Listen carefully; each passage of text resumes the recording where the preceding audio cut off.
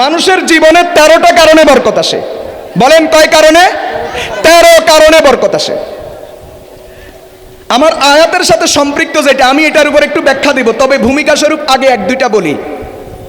প্রত্যেকটার পিছনে কোরআন হাদিসের ভিন্ন ভিন্ন দলিল আছে, লম্বা দলিল, লম্বা আলোচনা। আপনি প্রত্যেকটাকে বিষয়বস্তু বানায় আলোচনা করা যায়। আমি শুধু একটু ইশারা দিই। 1 নাম্বার, যার জীবনে তাকওয়া যত বেশি থাকবে তার জিন্দেগি তত বরকতময় হবে। 2 নাম্বার, যার জিন্দেগিতে যত বেশি আল্লাহর উপর ভরসা থাকবে, তাওয়াক্কুল আলাল্লাহ, আল্লাহর প্রতি ভরসা, সর্ব অবস্থায় ভরসা কার উপরে থাকবে? সফলতা কামিয়াবি কার পক্ষ থেকে আসবে? জয় পরাজয় কার পক্ষ থেকে আসবে? দুনিয়ার নিজাম হিসাবে আমি আমার চেষ্টা করেই যাব, আমি আমার চেষ্টা চালিয়েই যাব, কিন্তু ফলাফল আসবে আল্লাহর পক্ষ থেকে। এই ব্যবস্থা থাকা, এই বিশ্বাস থাকা, এটার নাম হলো তাওয়াক্কুল আলাল্লাহ। যার জিন্দেগিতে তাওয়াক্কুলের পুঁজি যত মজবুত হবে তার জিন্দেগি তত বরকতময় হবে, তার জিন্দেগি তত শানদার হবে। 3 নাম্বার, যার জীবনে ইস্তেগফারের আমল থাকবে। কিসের আমল? বলেন কিসের আমল? ইস্তেগফারের আমল যার জিন্দেগিতে থাকবে, আল্লাহ তাআলা তার জিন্দেগিকে তত বেশি বরকতময় করে দিবেন। 4 নাম্বার, আব্বা আম্মা, আত্মীয় স্বজন, আত্মীয় স্বজন, আব্বা আম্মা, এদেরকে খুশি রাখবে, এদের খেদমত করবে, এদের জন্য খরচ করবে। যার জিন্দেগিতে এই আমল যতটুকু থাকবে আল্লাহ তাআলা তার জিন্দেগিকে ততটুকু বরকতময় করে দিবেন। 5 নাম্বার, সময় মতো বিয়ে শাদী। কি বলছি? বলেন, সময় মতো বিয়ে শাদী। যখন আপনার বিয়ে করার প্রয়োজন, সময় মানে বুঝেন, সময় মতো বিয়ে শাদী মানে কি? বয়স খাল্লি বাল্লি 25 বছর, 28 বছর, 21 বছর, 30 বছর, এত বছর বয়স হইতে হবে খাল্লি বাল্লি। বরং বিয়ের প্রকৃত বয়স হলো যেই বয়সে বিয়ে না করলে আপনি গুনাহ করার আশঙ্কা আছে। এই সন্তানরা ভালো করে শুনো, সন্তানের মা বাবারা ভালো করে শুনেন। মা বাবাদেরকে আগে বলি, যদি আপনার ছেলের চলন বলন, চাল চলন, ভাব ভঙ্গিমা যদি আপনি বুঝতে পারেন আপনার ছেলের বিয়ে না করাইলে, আপনার মেয়েকে বিয়ে না দিলে জিনা ব্যভিচারে লিপ্ত হবে, নাজায়েজ কাজে লিপ্ত হবে, হারাম কাজে লিপ্ত হবে, তাকে ওই সময় বিয়ে করাইয়া দেওয়া, এটাই হলো বিয়ের উপযুক্ত বয়স। ছেলেরা বুঝতেছেননি? যেই বয়সে বিয়ে না করলে যৌবনকে ভিন্ন পথে ব্যয় করার আশঙ্কা আছে, জিনা ব্যভিচারে লিপ্ত হওয়ার আশঙ্কা আছে, ভিতরে ভিতরে হারাম কাজ করবার আশঙ্কা আছে। এমন আশঙ্কা যদি কেউ নিজের ব্যাপারে করে, অথবা এমন আশঙ্কা যদি কোনো অভিভাবক তার সন্তানের ব্যাপারে করে, অতএব তাকে গুনাহের দিকে যেন কদম বাড়াইতে না পারে, গুনাহের দিকে কদম বাড়াইবার আগে আগেই তাকে বিয়ের ব্যবস্থা করে গুনাহের থেকে বাঁচার ব্যবস্থা করা, এটাই হলো বিয়ের প্রকৃত বয়স। 21-এর আগে, 28-এর আগে, 25-এর আগে, 30-এর আগে। আর গ্রামের শব্দ প্রতিষ্ঠিত হইবার আগে। কিসের আগে? প্রতিষ্ঠিত হইবার আগে বিয়ে করা যাবে না, বিয়ে দেওয়া যাবে না, খাল্লি বাল্লি। প্রতিষ্ঠিত মানে কি? সংক্ষেপে বলি, প্রতিষ্ঠিত মানে কি? চাকরি। চাকরি ছাড়া বিয়ে করা যাবে না। আচ্ছা, চাকরি করে, তাইলে এখন কয় না এখনো প্রতিষ্ঠিত হয় নাই। চাকরিটা কি চাকরি? সরকারি নাকি বেসরকারি? যদি বেসরকারি চাকরি হয় তাহলে এখনো বালা করে প্রতিষ্ঠিত হয় নাই। আচ্ছা, অথবা বেতন কত? 20,000।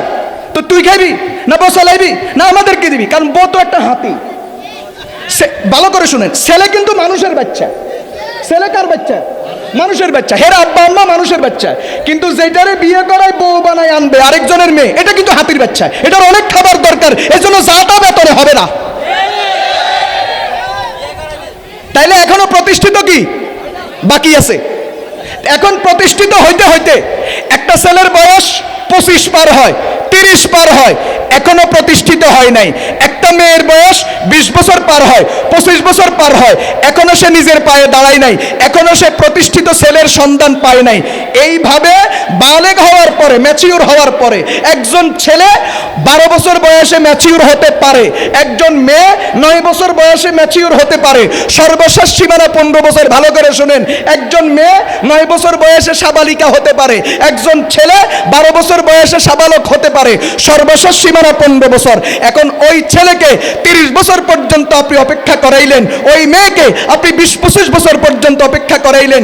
বালেগ হওয়ার পর থেকে বিয়ে দেওয়ার বা বিয়ে করার আগ পর্যন্ত মাঝখান দিয়া সে তার জীবন যৌবনের তাড়নায় যদি কোনো জেনার কাজে আর হারাম কাজে যদি লিপ্ত হয়, আল্লাহর নবীর হাদিস পরিষ্কার বলে এর গুনাহ শুধু ওই ছেলে মেয়ের উপর বর্তাবে না, বরং দ্বারা তাকে প্রতিষ্ঠিত হওয়ার দোহাই দিয়া বিয়ে শাদীকে পেঁচাইয়া জেনার মতো নাজায়েজ কাজ আর হারাম কাজ, আল্লাহ তাআলার গজব নাজিল হওয়ার কাজে, সমাজ এবং রাষ্ট্রকে বরবাদ করিবার কাজে যারা তাদের আগায়া যাওয়ার যারা সুযোগ করে দিয়েছে, এর দায়ভার তাদের উপরেও বর্তাবে।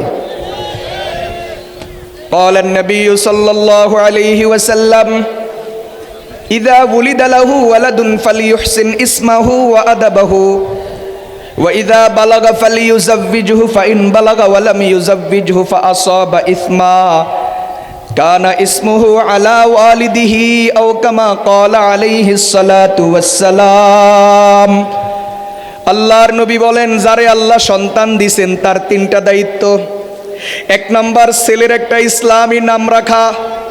2 নাম্বার, ছেলেকে দ্বীন শিক্ষা দেওয়া। 1 নাম্বার, ছেলের ইসলামী নাম রাখা। 2 নাম্বার, ছেলেকে দ্বীন শিক্ষা দেওয়া। ডাক্তার বানানো, ব্যারিস্টার বানানো, জজ বানানো, উকিল বানানো, দুনিয়ার বড় ডিগ্রিদারি বানানো, অনার্স মাস্টার্স এলএলবি এই বি সেই বি, দুনিয়ার যত ডিগ্রি এগুলা অর্জন করা ভালো। আমরা বিরোধিতা করি না, আমরা ওদের মতো কানার ঘরের কানা না। ওরা সুযোগ পাইলেই তো আমাদেরকে খোঁচা মারে। আমরা কিন্তু এই কাজ করব না। আমরা তোমাদের প্রয়োজনীয়তা স্বীকার করি। দুনিয়ার ডিগ্রির দরকার আছে, দুনিয়ার শিক্ষার দরকার আছে, ডাক্তারের দরকার আছে, ডক্টরের দরকার আছে, বৈমানিকের দরকার আছে, নাবিকের দরকার আছে, জজ ব্যারিস্টারের দরকার আছে, মেডিকেল কলেজ বিভিন্ন প্রতিষ্ঠান চালানোর জন্য যোগ্য লোকের দরকার আছে। কিন্তু এগুলা কোনোটাই ফরজ নয়, হইলে ভালো। কোনোটাই ফরজ নয়, হইলে ভালো। কোনোটাই ফরজ নয়, হইলে সুবিধা। কিন্তু আল্লাহর কোরআনের শিক্ষা যতটুকু শিখলে জন্ম থেকে মৃত্যু পর্যন্ত দ্বীন ইসলামের উপর অটল অবিচল থাকতে পারবে, এতটুকু শিখা ফরজ ফরজ ফরজ। আমরা কথা এটা না কইছি, তোগো মাথা এত খারাপ হয়েছে কা? কথা কয় না। আমাদের কথা কতটুকু? আমি জীবনে কখনো বলি নাই স্কুল কলেজে তালা দাও, জীবনে কখনো বলি নাই ব্যবসা বাণিজ্য বন্ধ করে দাও, জীবনে কখনো বলি নাই দুনিয়ার যত প্রতিষ্ঠান, দুনিয়ার যত কাজ কারবার সব তালা দিয়া দাও। স্কুল বন্ধ, কলেজ বন্ধ, ব্যবসা বাণিজ্য বন্ধ, বাজারঘাট বন্ধ, মেট্রো বন্ধ, বিমান বন্ধ, রেল বন্ধ, বাস বন্ধ, সিএনজি বন্ধ, এক কথায় দুনিয়ার যত আসবাব আর উপকরণ সব বন্ধ। সব বন্ধ দিয়ে একদল চরমনায় চলে যাও, একদল তাবলিগে চলে যাও, একদল উজানি চলে যাও, সবাই আল্লাহ আল্লাহর জরব লাগাও, দুনিয়ার কিচ্ছু লাগবে না। এই কথা আমি জীবনে কখনো বলি নাই, কখনো বলবো না। এই কথা দুনিয়ার কোনো আলেম বলে নাই, কখনো বলবেও না। যদি কখনো কেউ বলে, আমি পরিষ্কার বলবে, এই হুজুরের ওয়াজ শোনা জায়েজ হবে না। কথা ঠিক আছে নি? কিন্তু আমি সবটার সাথে কি বলি, ইসলাম স্কুল থাকবে, কলেজ ভার্সিটি থাকবে, দুনিয়ার ডিগ্রি থাকবে, ব্যবসা বাণিজ্য থাকবে, রাজনীতি থাকবে, দুনিয়ার যত আসবাব, দুনিয়ার যত কাজ কারবার সব কিছু চলবে। কিন্তু সব কিছুর সাথে আল্লাহর কোরআনের শিক্ষার নূরটাকেও রাখতে হবে। এই কথা না কইছিলাম? কথা কয় না? আমরা বুঝি কইছি রাজনীতি বন্ধ। আমরা কবে কইছিলাম রাজনীতি বন্ধ? আমরা কবে কইছিলাম স্কুল কলেজ বন্ধ? আমরা কবে কইছিলাম ব্যবসা ব্যবসা বাণিজ্য বন্ধ। আমরা কবে কইছিলাম দুনিয়ার কাজ কারবার বন্ধ? আমরা কবে কইছিলাম বিদেশ যাওয়া বন্ধ? আমরা কবে কইছিলাম দুনিয়ার ডিগ্রি অর্জন বন্ধ? কখনো বলি নাই, কখনো বলবো না। আমরা বলবো প্রয়োজন আছে, প্রয়োজনে বিদেশ যাও, প্রয়োজনে দেশে থাকো, প্রয়োজনে হাল চাষ করো, প্রয়োজনে গাড়ি চালাও, প্রয়োজনে ডিগ্রি অর্জন করো, প্রয়োজনে স্কুল কলেজ ভার্সিটি সব থাকবে, কিন্তু সব কিছুর সাথে আল্লাহর কোরআনের সম্পর্ক থাকবে, তবেই সব কিছু ঠিক মতো চলবে। আর যদি কোরআনকে বিয়োগ দিয়া, কোরআনের শিক্ষাকে বিসর্জন দিয়া যদি দুনিয়ার এই কাজ কারবারগুলা চালানো হয়, তাহলে কোনোটাই ঠিকভাবে চলবে না, শুধুই চলবে চুরি ডাকাতি আর লুটপাট। আল্লাহ তাআলা বুঝার তৌফিক দান করুন। তো কথা বলতেছিলাম, আল্লাহর নবী বলেন, যারে আল্লাহ সন্তান দিয়েছেন, এক নম্বর দায়িত্ব তার ইসলামী নাম রাখা। নামের উপর বিস্তারিত আলোচনা আছে, হাদিস শরীফের মধ্যে নামের উপর অধ্যায় আছে, নামের উপর আলোচনা করলে 1 ঘন্টা। আর কোরআনী শিক্ষার আলোচনা করলে তো কথাই নাই, কয় ঘন্টা যাবে, কয় বক্তার হায়াত শেষ হবে, এরপরেও তো কোরআনী শিক্ষার গুরুত্ব শেষ হবে না। 3 নাম্বার দায়িত্ব, সন্তান যখন উপযুক্ত হবে বিয়ের ব্যবস্থা করা। দায়িত্ব কার পক্ষ থেকে? বলেন, দায়িত্ব কার পক্ষ থেকে? আল্লাহর পক্ষ থেকে। অভিভাবকের উপর দায়িত্ব, মা বাবার উপর দায়িত্ব, সন্তান যখন উপযুক্ত হবে বিয়ের ব্যবস্থা করা। ফাইন বালাগা ওয়ালাম ইউজাব্বিজহু, সন্তান বিবাহের উপযুক্ত হয়ে গেল, মা বাবা বিবাহের ব্যবস্থা করে নাই, ফাআসাবা ইসমা, বিয়ে না করার কারণে ওই সন্তান যদি কোনো গুনাহের কাজে লিপ্ত হয়, কানা ইসমুহু আলা ওয়ালিদিহি, আল্লাহর নবী বলেন শুধু এই গুনাহ সন্তানের উপর বর্তাবে না, বরং এই গুনার দায়ভার তার মা বাবার উপরেও বর্তাবে। বলেন নাউজুবিল্লাহ। এখন দুনিয়ার অবস্থা কি? এত বয়সে বিয়ে করা যাবে না, এত বয়সে বিয়ে দেওয়া, এত বয়সের আগে বিয়ে করা যাবে না, এত বয়সের আগে বিয়ে দেওয়া যাবে না, এরকম ঘটনা আসেনি? একটা কথা পরিষ্কার শুনেন, যেই সমাজে বিয়েকে যত কঠিন করা হবে, যেই দেশে বিয়েকে যত কঠিন করা হবে, যেই দেশে বিয়ের ব্যাপারে যুবক যুবতীদেরকে যত নিরুৎসাহিত করা হবে, ওই সমাজে যারা ব্যভিচার, হারাম কাজ, নাফরমানির কাজ, আল্লাহর গজব নাজিলের কাজ তত বেশি বৃদ্ধি পাবে। কথা বলেন ঠিক কিনা? সারা দুনিয়া জেনার কারখানায় পরিণত হবে। বলেন কিসে পরিণত হবে?